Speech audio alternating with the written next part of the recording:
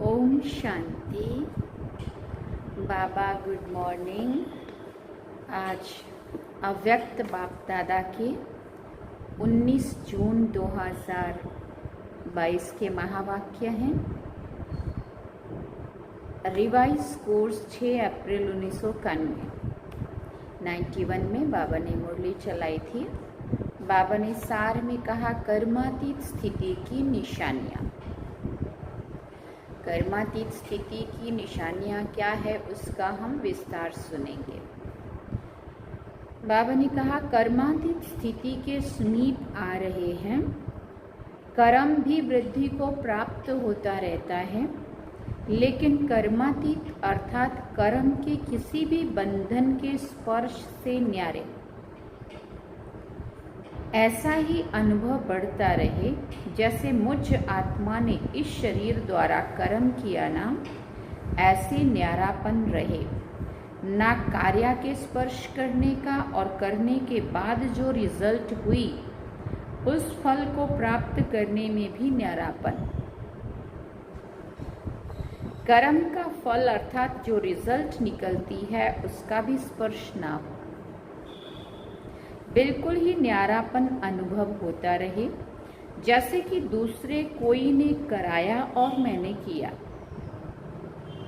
किसी ने कराया और मैं निमित्त बनी, लेकिन निमित्त बनने में भी न्यारापन। ऐसी कर्मातीत स्थिति बढ़ती जाती है, ऐसा फील होता है। पूछ रहे महारथियों की स्थिति औरों से न्यारी और प्यारी स्पष्ट हो रही है ना। जैसे ब्रह्मा बाप स्पष्ट थे, ऐसे नंबरवार आप निमित्त आत्माएं भी साकार स्वरूप से स्पष्ट होती जाती। कर्मातीत अर्थात न्यारा और प्यारा। कर्म दूसरे भी करते हैं और आप भी करते हो, लेकिन आपके कर्म करने में अंतर है, स्थिति में अंतर है। जो कुछ बीता और न्यारा बन गया। कर्म किया और वो करने के बाद ऐसा अनुभव होगा जैसे कि कुछ किया ही नहीं। कराने वाले ने करा लिया, ऐसी स्थिति का अनुभव करते रहेंगे, हल्कापन रहेगा। कर्म करते भी तन का भी हल्कापन और मन की स्थिति में भी हल्कापन। कर्म की रिजल्ट मन को खींच लेती है, ऐसी स्थिति है। जितना ही कार्य बढ़ता जाएगा उतना ही हल्कापन भी बढ़ता जाएगा। कर्म अपनी तरफ आकर्षित नहीं करेगा, लेकिन मालिक होकर कर्म कराने वाला करा रहा है और निमित्त करने वाले निमित्त बनकर कर रहे हैं। आत्मा के हल्केपन की निशानी है आत्मा की जो विशेष शक्तियां हैं, मन बुद्धि संस्कार, ये तीनों ही ऐसी हल्की होती जाएंगी।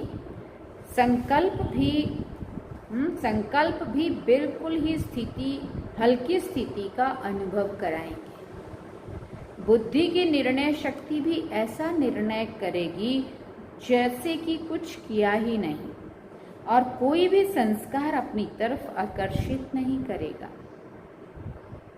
जैसे बाप के संस्कार कार्य कर रहे हैं, ये मन बुद्धि संस्कार सूक्ष्म शक्तियां जो हैं, तीनों में लाइट अनुभव करेंगे। स्वतः ही सबके दिल से मुख से यही निकलता रहेगा कि जैसे बाप वैसे बच्चे न्यारे और प्यारे हैं। क्योंकि समय प्रमाण बाहर का वातावरण दिन प्रतिदिन और ही भारी होता जाएगा। देखो बाबा ने तब ये मुरली 91 में चलाई थी, और आज हम सब देख रहे हैं ये न्यारा, ये कैसा भारीपन होता जा रहा है ना। तो बाबा ने तब कहा था, देखना समय प्रमाण बाहर का वातावरण दिन प्रतिदिन और ही भारी होता जाएगा। जितना ही बाहर का वातावरण भारी होगा, उतना ही अनन्य बच्चों के संकल्प कर्म संबंध लाइट होते जाएंगे, और इस लाइटनेस के कारण सारा कार्य लाइट तक चलता रहेगा। वायुमंडल तो तमो प्रधान होने के कारण और भिन्न भिन्न प्रकार से भारीपन का अनुभव करेंगे। प्रकृति का भी भारीपन होगा, मनुष्य आत्माओं की वृत्तियों का भी भारीपन होगा। इसके लिए भी हल्कापन औरों को भी हल्का करेगा। अच्छा, सब ठीक चल रहा है ना? कारोबार का प्रभाव आप लोगों के ऊपर नहीं पड़ता, लेकिन आपका प्रभाव कारोबार पर पड़ता है। जो कुछ भी करते हो, सुनते हो, तो आपके हल्केपन की स्थिति का प्रभाव कार्य पर पड़ता है। कार्य की हलचल का प्रभाव आप लोगों के ऊपर नहीं आता। अचल स्थिति कार्य को भी अचल बना देती है। सब रीति से असंभव कार्य संभव और सहज हो रहे हैं और होते रहेंगे। अच्छा, ये इतनी सी मुरली थी 91 में जो बाबा ने 6 अप्रैल को चलाई, और फिर दोबारा बाबा ने दूसरी मुरली 10 अप्रैल और 1991 में दूसरी मुरली साथ ही चलाई। बाबा ने उसमें सार में कहा, दिल तख्त नशीन और विश्व तख्त नशीन बनने के लिए सुख दो और सुख लो। दिल तख्त नशीन और विश्व तख्त नशीन बनने के लिए सुख दो और सुख लो। आज विश्व के मालिक अपने बालक सो मालिक बच्चों को देख रहे हैं। सभी बच्चे इस समय भी स्व के मालिक हैं और अनेक जन्म भी विश्व के मालिक हैं। परमात्मा बालक मालिक बन जाते हैं। ब्राह्मण आत्माएं अर्थात मालिक आत्माएं इस समय सर्व कर्मेंद्रियों के मालिक हो, अधीन आत्माएं नहीं हो। अधिकारी अर्थात मालिक हो, कर्मेंद्रियों के वशीभूत नहीं हो, इसलिए बालक सो मालिक हो। बालकपन का भी ईश्वरीय नशा अनुभव करते हो और स्वराज्य के मालिकपन का नशा भी अनुभव करते हो। डबल नशा है ना? नशे की निशानी है अविनाशी रूहानी खुशी। सदा अपने को विश्व के में खुश नसीब आत्माएं समझते हो। वह मेरा श्रेष्ठ भाग्य अर्थात श्रेष्ठ नसीब। खुश नसीब भी हो और खुशी की सदा खुशी की खुराक खाते और खिलाते हो। साथ साथ सदा खुशी के झूले में झूलते रहते हो। औरों को भी खुशी का महादान दे खुश नसीब बनाते हो। ऐसे अमूल्य हीरे तुल्य जीवन बनाने वाले हो। बन गए हैं या अभी बनना है? फिर बाबा ने पूछा। ब्राह्मण जीवन का अर्थ ही है खुशी में रहना, खुशी की खुराक खाना और खुशी के झूले में झूलते रहना। ऐसे ब्राह्मण होना। सिवाय खुशी के और जीवन ही क्या है? जीवन ही खुशी है। खुशी नहीं तो ब्राह्मण जीवन नहीं। खुश रहना ही जीना है। गुलजार दादी का भी ये स्लोगन बहुत पक्का था। कुछ भी हो जाए, चाहे कुछ भी हो जाए, पर खुशी ना जाए। खुश रहना और खुशी बांटना। खुश रहना ही जीवन है। आज बाप दादा सरब बच्चों का पुण्य का खाता देख रहे थे, क्योंकि आप सभी पुण्य आत्माएं हो ना। पुण्य का खाता अनेक जन्मों के लिए जमा कर रहे हो। सारे दिन में पुण्य कितना जमा किया, ये स्वयं भी चेक कर सकते हो ना। एक है दान करना, दूसरा है पुण्य करना। दान से भी पुण्य का ज्यादा महत्व है। पुण्य कर्म निस्वार्थ सेवा भाव का कर्म है। पुण्य कर्म दिखावा नहीं होता है, लेकिन दिल से होता है। दान दिखावा भी होता है, दिल से भी होता है। पुण्य कर्म अर्थात आवश्यकता के समय किसी आत्मा के सहयोगी बनना। पुण्य का बाबा परिभाषा बता रहे। पुण्य कर्म किसको कहेंगे? अर्थात आवश्यकता के समय किसी आत्मा के सहयोगी बनना, अर्थात उसके काम आना। उसका बहुत पुण्य मिलता है। पुण्य कर्म करने वाली आत्मा को अनेक आत्माओं के दिल की दुआएं प्राप्त होती हैं। सिर्फ मुख से शुक्रिया व थैंक्स नहीं कहते, लेकिन दिल की दुआएं गुप्त प्राप्ति जमा होती जाती है। पुण्य आत्मा परमात्म दुआएं, परमात्मा आत्माओं की दुआएं इस प्राप्त हुए प्रत्यक्ष फल से भरपूर होते हैं। पुण्य आत्मा की वृत्ति, दृष्टि और औरों को भी दुआएं अनुभव कराती हैं। पुण्य आत्मा के चेहरे पर सदा प्रसन्नता, संतुष्टता की झलक दिखाई देते हैं। पुण्य आत्मा की निशानी। पुण्य आत्मा सदा प्राप्त हुए फल के कारण अभिमान और अपमान से परे रहती है। ये भी पुण्य आत्मा की निशानी। ना उनको अभिमान आएगा और ना ही उनको अपमान का महसूसता होंगी, दोनों से ही परे रहती है, क्योंकि वो भरपूर बादशाह है। अभिमान और अपमान से बेफिक्र बादशाह है। पुण्य आत्मा पुण्य की शक्ति द्वारा स्वयं के हर संकल्प, हर समय की हलचल को, हर कर्म को सफल करने वाले होते हैं। पुण्य का खाता जमा होता है। जमा की निशानी है व्यर्थ की समाप्ति। ऐसी पुण्य आत्मा विश्व के राज्य के तख्त नशीन बनती है। तो अपने खाते को चेक करो कि ऐसे पुण्य आत्मा कहाँ तक बने हैं। अगर पूछेंगे कि सभी पुण्य आत्मा हो तो सब हाँ जी कहेंगे ना।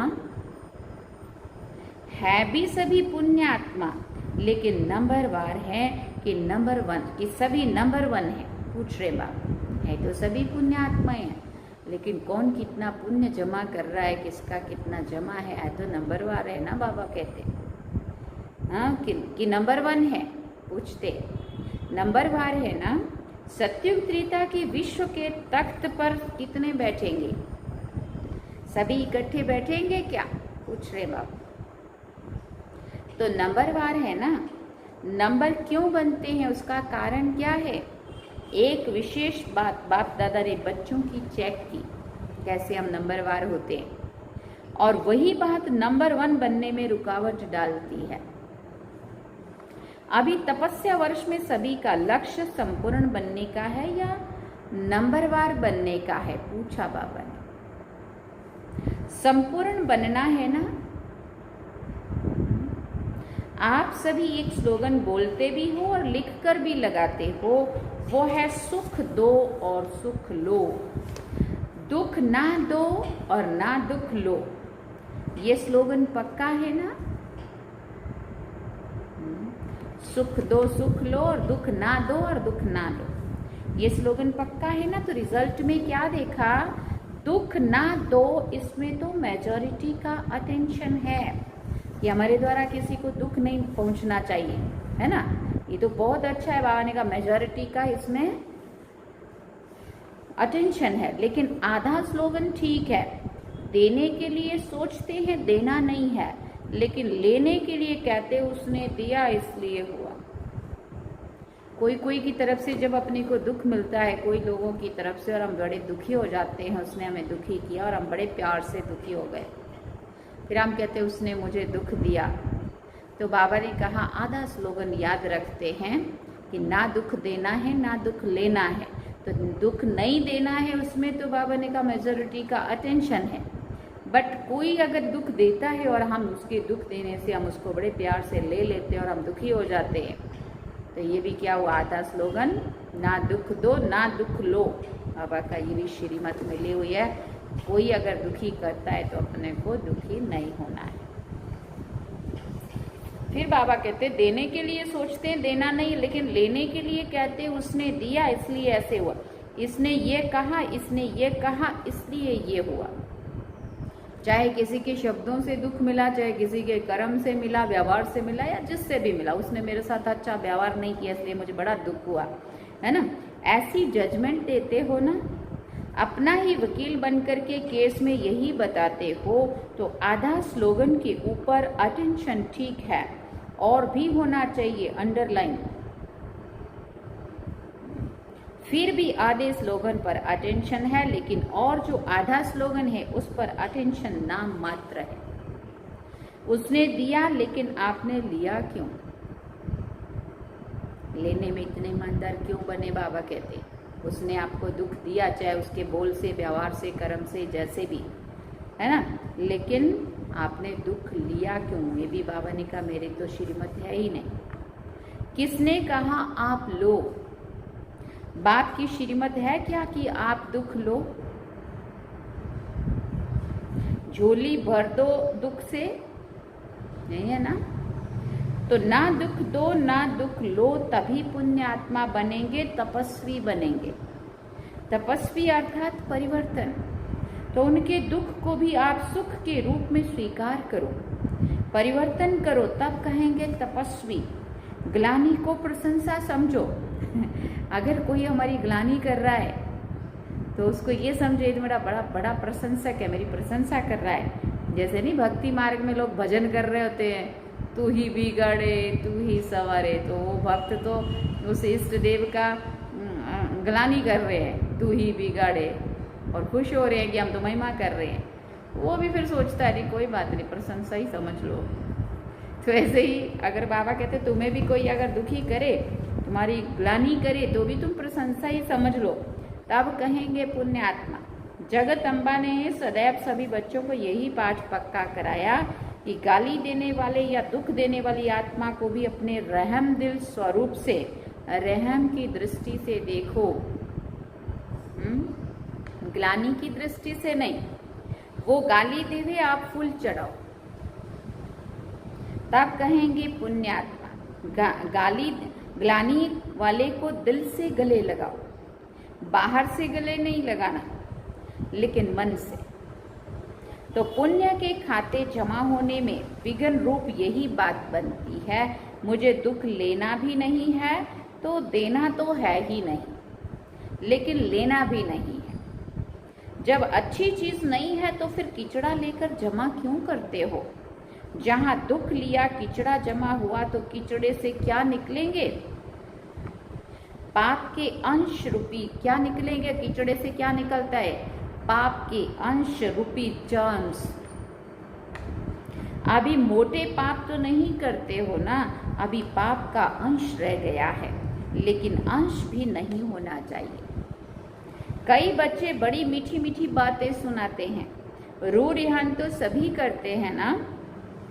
एक स्लोगन तो सभी को पक्का हो गया है, चाहते तो नहीं थे लेकिन हो गया। जब आप नहीं चाहते तो और कौन चाहता? जो कहते हो गया, और कोई आत्मा है, होना नहीं चाहिए लेकिन होता है, ये कौन बोलता है? और कोई आत्मा बोलती है कि आप बोलते हो, होना तो नहीं चाहिए था पर क्या करें, मेरे से हो गया। तो तपस्या इन बातों के कारण सिद्ध नहीं कर सकेंगे। जो नहीं होना चाहिए, जो करने नहीं चाहते, वो ना होना ही, ना करना ही पुण्य आत्मा की निशानी है। बाप दादा के पास रोज बच्चों की अनेक ऐसी कहानियां आती हैं, बोलने में इतनी इंटरेस्ट वाली कहानियां करके बताते जो सुनते रहो। कोई लंबी कहानी बताने में आदती हैं, कोई छोटी बताते, लेकिन कहानियां बहुत सुनाते हैं। आज इस वर्ष के मिलन की अंतिम टुब्बी है ना, सभी टुब्बी लगाने आए हो ना, टुब्बी माने डुबकी, सागर में डुबकी लगाते हैं ना। जबकि भक्ति मार्ग में भी डुबकी लगाते हैं तो कोई ना कोई संकल्प जरूर करते। देखो यहाँ का यादगार, चाहे कुछ स्वाहा करते हैं चाहे कुछ स्वार्थ रखते हैं, दोनों से संकल्प करते हैं। तो तपस्या वर्ष में ये संकल्प करो कि सारा दिन संकल्प द्वारा, बोल द्वारा, कर्म द्वारा पुण्य आत्मा बनकर पुण्य करेंगे। और पुण्य की निशानी बताई कि पुण्य का प्रत्यक्ष फल है हर आत्मा की दुआएं। जिसके भी हम सहयोगी बनेंगे, जिसके भी हम आवश्यकता पड़ने पर काम आएंगे, उनके दिल से जो दुआएं लगेंगी, बाबा कहते हर संकल्प में पुण्य जमा हो, बोल में दुआएं जमा हो, संबंध संपर्क से दिल से सहयोग की शुक्रिया निकले, इसको कहते हैं तपस्या। ऐसी तपस्या विश्व परिवर्तन का आधार बनेगी। ऐसी रिजल्ट पर प्राइज मिलेगी। फिर कहानी नहीं सुनाना कि ऐसा हो गया, वैसा पहला नंबर प्राइज सभी टीचर्स को लेना चाहिए और साथ में मधुबन निवासियों को लेना चाहिए, क्योंकि मधुबन की लहर निमित्त टीचर्स की लहर प्रवृत्ति वालों तक, गॉडली स्टूडेंट्स तक पहुंचती है, सहज पहुंचती है।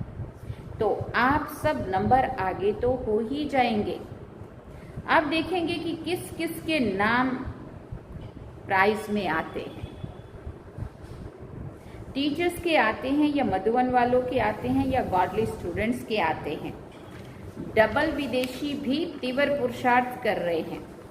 बाप दादा के पास प्राइज बहुत है, जितना चाहो ले सकते हो। प्राइज की कमी नहीं है, भंडारे भरपूर हैं। अच्छा, सभी मेले में पहुंच गए हैं। मेला अच्छा लगा कि तकलीफ हुई? बाबा ने पूछा। बारिश ने भी स्वागत किया। प्रकृति का भी आपसे प्यार है, घबराए तो नहीं ना? ब्रह्मा भोजन तो अच्छा मिला ना? 63 जन्म तो धक्के खाए हैं, अभी तो और ही ठिकाना मिला ना? 3 पैर पृथ्वी तो मिली ना? इतना बड़ा हॉल जो बनाया है तो हॉल की भी शोभा बढ़ाई ना? हॉल को सफल किया ना? किसी को भी तकलीफ तो नहीं हुई ना? लेकिन ऐसे नहीं कि मेला करते रहना, रचना के साथ साधन भी साथ ही आते हैं। अच्छा, सर्व बालक सो मालिक श्रेष्ठ आत्माओं को, सदा हर कदम में पुण्य का खाता जमा करने वाली पुण्य आत्माओं को, सदा दिल तख्त नशीन और विश्व के तख्त अधिकारी विशेष आत्माओं को, सदा सुख देने और सुख लेने वाले मास्टर सुख के सागर आत्माओं को, सदा खुशी में रहने वाले और खुशी देने वाले मास्टर दाता बच्चों को बाप दादा का याद प्यार और नमस्ते। हम रूहानी बच्चों की भी रूहानी माता पिता बाप दादा को दिलवा चांद सिकवा प्रेम से याद प्यार, गुड मॉर्निंग, नमस्ते, थैंक यू बाबा, शुक्रिया बाबा। अब दादियों से बात की बाबा ने। बाप दादा ने देखा कि सभी महारथियों ने दिल से सबको शक्तिशाली बनाने की सेवा बहुत अच्छी की है। इसके लिए शुक्रिया क्या करें, लेकिन खाता बहुत जमा हुआ है, बहुत बड़ा खाता जमा हुआ। बाप दादा महावीर बच्चों की हिम्मत और उमंग उल्लास देखकर पद्म गुना से भी ज्यादा हर्षित होते हैं। हिम्मत रखी है, संगठन सदा स्नेह के सूत्र में रहा है, इसलिए इसकी सफलता है। संगठन मजबूत है ना? छोटी माला मजबूत है, कंगन तो बना है, माला तो नहीं बनी है, कंगन तो है ना, इसलिए छोटी माला की भी पूजा होती है, छोटी माला भी पूजी जाती है। बड़ी अच्छी तैयार हो रही है, वो भी हो जाएगी और होनी ही है। सुनाया था ना, बड़ी माला के दाने तो तैयार हैं, लेकिन दाने से दाना मिलने में थोड़ी सी मार्जिन है। पहले दाने सिलेक्ट होते हैं, दाने तैयार हैं, लेकिन उसको फिर एक धागे में पिरोया जाता है, एक संस्कार मिलन।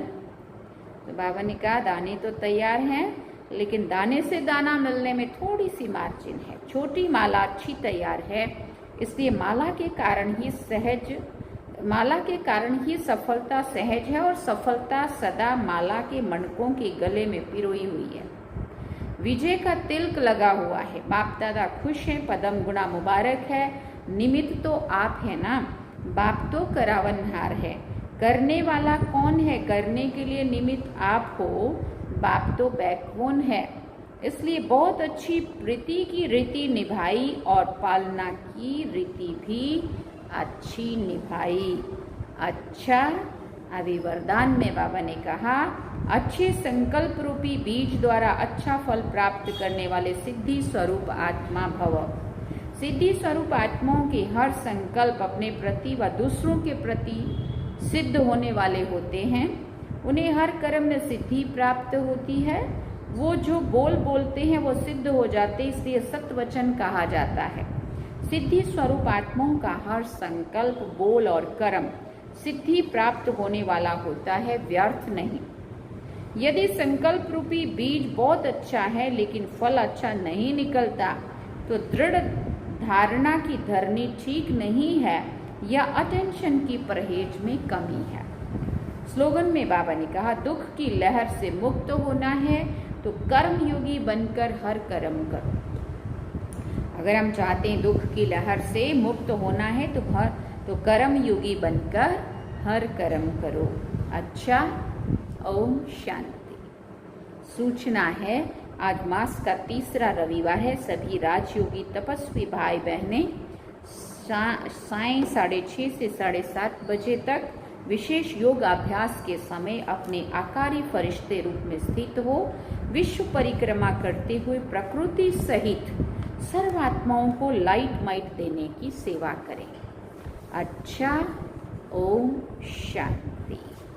ये थे बाबा के आज के महावाक्य जो हम सभी ने सुने। बाबा ने सार में कहा कर्मातीत स्थिति की निशानियां, जिसका हमने डिटेल सुना। और दूसरी बात क्या कही बाबा ने, दिल तख्त नशीन और विश्व तख्त नशीन बनने के लिए सुख दो और सुख लो। अब हम बाबा को याद करते हैं।